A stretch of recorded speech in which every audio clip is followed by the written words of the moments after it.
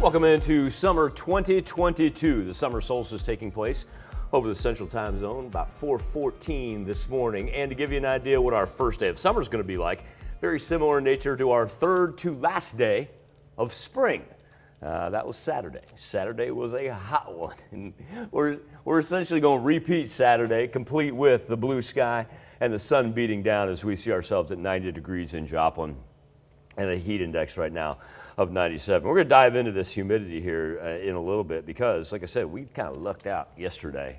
We dropped down close to high 30s, and now that we're hanging in the 50s and 60s, it means we've got to add 7 to 8 degrees instead of the 2 to 3 that we did on Monday. A whole lot of high 80s, low 90s abound.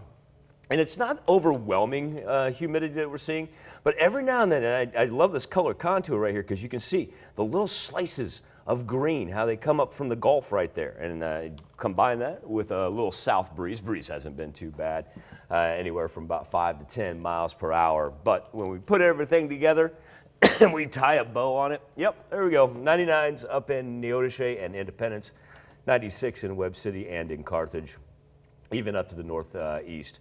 95 in Nevada and in Stockton as well. No worries on the Skywatch Storm Tracker, so let's talk about what we've got headed our way. Number 2, by the end of the week, don't think they'll originate for tomorrow or Thursday, but by the end of the week, we will be part of the heat advisories.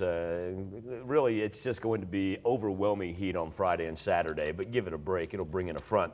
But the reason we won't exactly heat up into advisory territory for tomorrow is going to be this line of activity right here. And as this thing progresses along with the heat wave to the east, almost wants to make a little horseshoe around us. But even with that being said, while we stay out of anything severe, going to see some spotty rain for Wednesday morning, and it'll last into the afternoon hours. It'll start up in the north. So as we get ready for tomorrow morning, you'll notice kind of just wraps right at our counties right there, up toward Kansas City, before it slowly falls back into central Missouri. But we're not going to escape all of it by any means. But eventually we'll see some for the central and the southern portion. But you should be done with that really by the time we get into Thursday afternoon. So what we'll do on the outdoor activity forecast, we'll call today fair, simply because of the hot. We'll call tomorrow fair. Temperatures low 90s, but you're going to have to dodge some raindrops. Thursday, let that rain get out of here, low 90s. We'll call that the good category. So why is Friday in the poor category? Well, there's a massive heat wave hanging out down by the Gulf that is going to get on us. Excuse me. That'll give you an idea of the track of that storm coming out of New Mexico right there. And then watch the color contour here.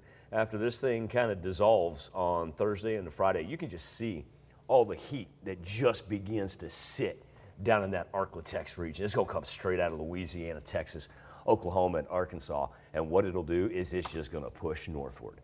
Friday and Saturday are going to shape up to be our hottest days of the year so far. We will see some, remember, Tanya, the 97, 98, that's kind of an average throughout the 4 states. You work down to our south, easily be throwing up triple digits as actual temperatures, not heat index, actual temperatures. Well, if we can make it through this weekend, it'll be nice. Then there's a massive cold front. That's all we have to do. Next week's going to be great. Check on your neighbors, make Need sure a everybody massive stays cold safe. front to get rid of this, whatever this is. Yeah. We tried to burn it out, but that's not working. So That is not working. we'll My switch it up. apologies to everybody. All right, thanks, Michael.